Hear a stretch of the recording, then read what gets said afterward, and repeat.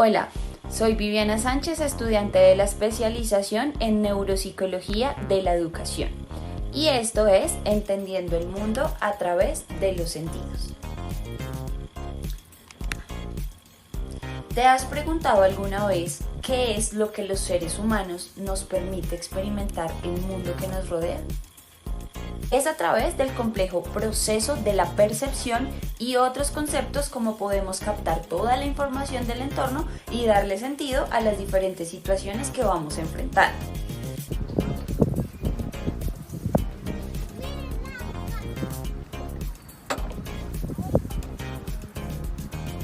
Estas mismas situaciones nos llevan a tomar decisiones y a responder de manera adecuada. Todo esto va sucediendo a través de nuestros sistemas sensoriales en la misma comunicación que se da desde el estímulo hasta la recepción y la acción en el cerebro. Todo gracias a la generación y a la transmisión de las señales eléctricas.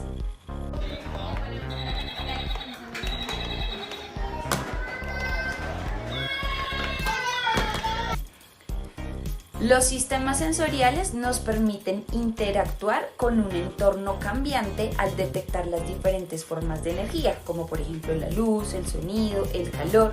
Y estos sistemas, que incluyen las neuronas y las células gliales, son fundamentales para nuestra supervivencia y para la adaptación de nuestra especie al medio ambiente. Huele bien. ¿Qué es eso? Es una plantita. ¿Para qué? Para oler. Huele Muy bien. Dile hierba buena. Una hierba buena. Para ser aromática. Para ser aromática. Huélela.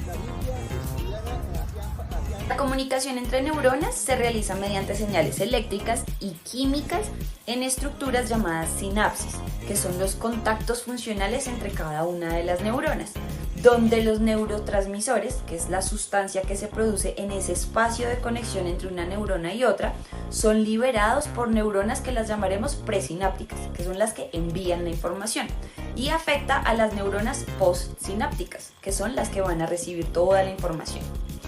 Toda esta transformación de los estímulos sensoriales en cambios eléctricos neuronales es crucial para que toda la información del entorno se pueda transmitir y se pueda procesar en el sistema nervioso central, permitiendo la misma interpretación y la respuesta adaptativa completamente.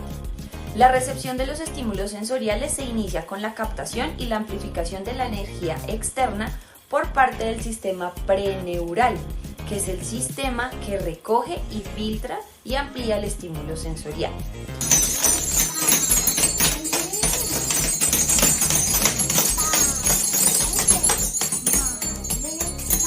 Ahora tú, Emma. Hazlo tú.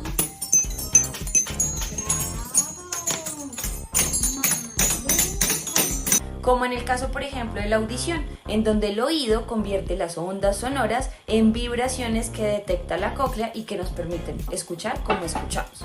Estos estímulos generan cambios eléctricos en las células que reciben toda la información, como por ejemplo los fotorreceptores. Los fotorreceptores en la retina o los mecanorreceptores en la piel, que a su vez van modificando la actividad neuronal, codificando toda esa información sensorial, llevándolas correctamente a las regiones del sistema nervioso para que pueda ser procesada, se integre y se pueda interpretar.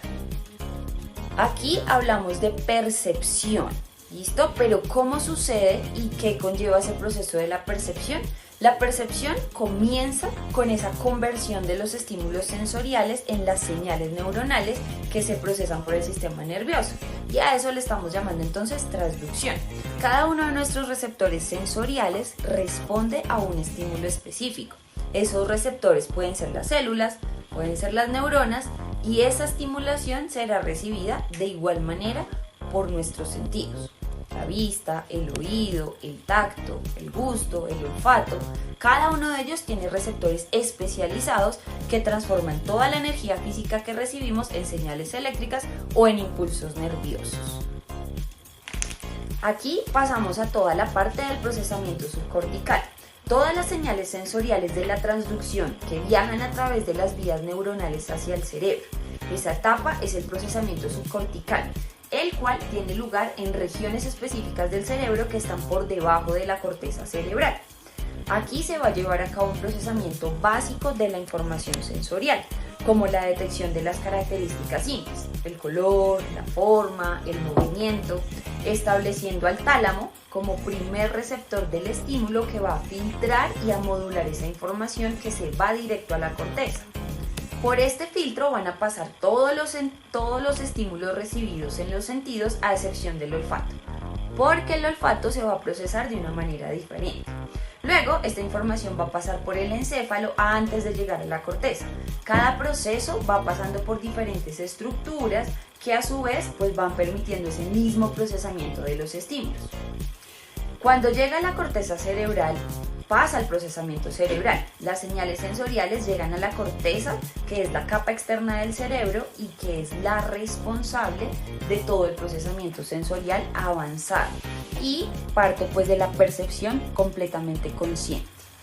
Aquí es donde se lleva a cabo el procesamiento más complejo porque se integran los diferentes aspectos de la información sensorial y se le da un completo significado. Los saltamontes son gigantes, no ver acá. Este tipo de organización implica que la corteza se organice a semejanza del cuerpo, lo que va a conllevar a que regiones que suelen trabajar de forma conjunta se encuentren en una ubicación más cercana en el cerebro, de forma que toda la información no tiene que recorrer distancias amplias. La corteza cerebral también está involucrada en los procesos de memorización, en la atención, en la toma de decisiones, lo que influye en la manera en la que vamos a percibir y vamos a responder a todos los estímulos sensoriales que recibamos.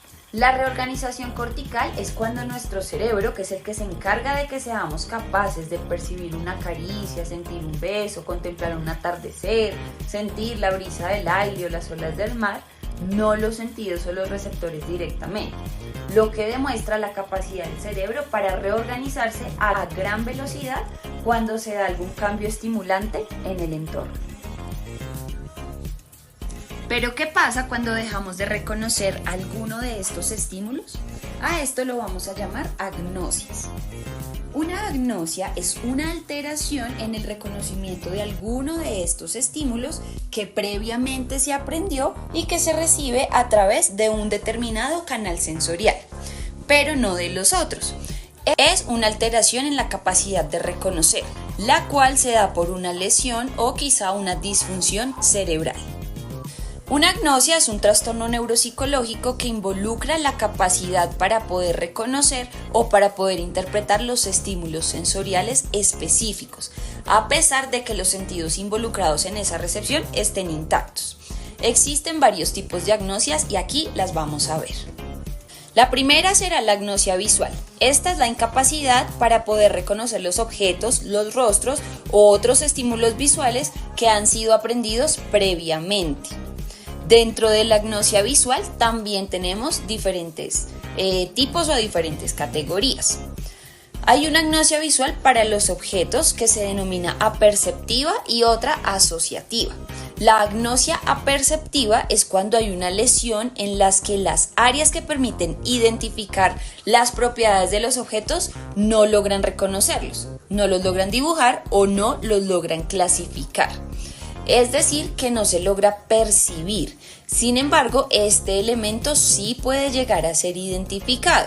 Si este se pone en movimiento, inicia entonces la transformación de sus características y si empieza, por ejemplo, a cambiar de color, ya se puede reconocer.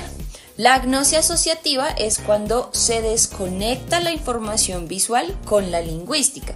Es decir, la persona no va a lograr denominar el objeto porque no logra encontrar en su cabeza, en sus conocimientos o en su cerebro el significado de este. Sí lo reconoce, sí lo dibuja, sí lo puede relacionar, pero no logra descifrar lo que ese objeto significa.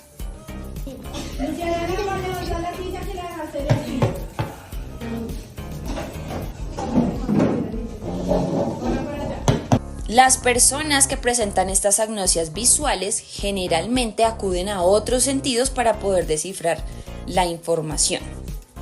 Aquí entramos a hablar ahora de la prosopagnosia. Esta es la incapacidad de reconocer los rostros familiares. La prosopagnosia también es una agnosia visual. Interioridad. tampoco podemos reconocer las características o los elementos de ese rostro. La acromatopsia es la incapacidad de reconocer los colores. Este estímulo no es recibido completamente, por lo que solo se logra reconocer grises en toda la imagen observada y algunos brillos en algunos objetos. La agnosia auditiva es la dificultad para reconocer los sonidos verbales que son familiares y los no verbales, también los sonidos musicales o lograr entender el lenguaje hablado.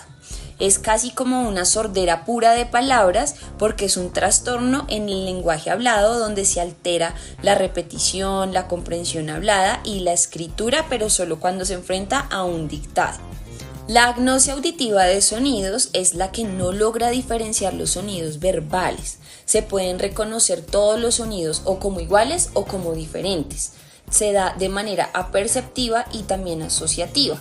La perceptiva es la lesión en el hemisferio derecho porque no discrimina entre un sonido y el otro.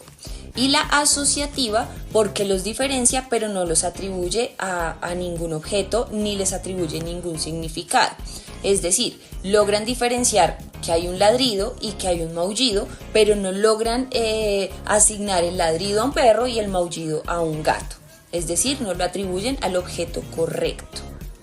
La amusia, por otro lado, implica la falla en las tareas que requieren esa discriminación y ese reconocimiento de la música, afectando las capacidades para cantar, pero no presenta dificultades en el lenguaje.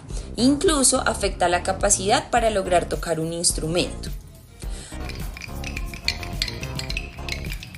Por otro lado, hablaremos de las somestesias y somatognosias. Aquí encontraremos la agnosia táctil, la cual es la incapacidad para poder reconocer objetos o estímulos táctiles, es decir, todos los estímulos que nos llegan a través del sentido del tacto. Falla aquí la capacidad de reconocer las cualidades de un objeto cuando se toca, cuando se manipula y cuando se intenta darle un significado. Estas las dividimos en tres. Ailognosia, porque no reconocemos el peso ni la densidad ni si es un objeto que transporta calor. La morfognosia, porque no percibimos el tamaño. Y la simbólica, porque no reconozco el objeto, pero sí conservo las anteriores. Es decir, sí logro reconocer el peso, sí logro percibir el tamaño, pero finalmente no logro darle un significado al objeto que estoy tocando. Otra de las agnosias táctiles sería la asomatognosia. Esta es donde falla el reconocimiento integral del esquema corporal, es decir, se presenta la negación de que alguna parte de nuestro cuerpo es nuestra. Dentro de esta encontramos la nosognosia, donde niego completamente que este brazo existe, y la hemiasogmatognosia, donde no soy consciente de este brazo y por ende no lo uso. Es decir, la ausencia total del sentimiento de pertenencia de mi brazo izquierdo. Y por último, la agnosia olfativa. La agnosia olfativa es la incapacidad para poder reconocer o interpretar algún olor. Esta agnosia es la que pierde completamente la capacidad de reconocer el olor de algún alimento o de algún objeto o de algún ambiente que sí reconocíamos anteriormente. Incluso se puede llegar a perder el sabor de algunos alimentos. Recordemos que estas agnosias se dan después de una lesión o de una disfunción cerebral. Estas agnosias se presentan en la recepción de los estímulos que recibimos a través de cualquier canal sensorial como nuestros sentidos, la vista, el olfato, el oído, toda la parte táctil. Sin embargo, esto no implica que haya alguna falla en uno de nuestros órganos. Por lo tanto, cada uno de estos trastornos es procesado en diferentes partes del cerebro de acuerdo a donde se procese toda la información recibida en los canales sensoriales.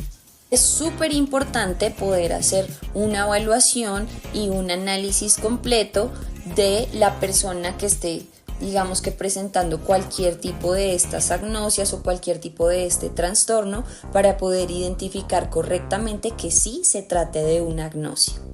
Es un muñeco favorito.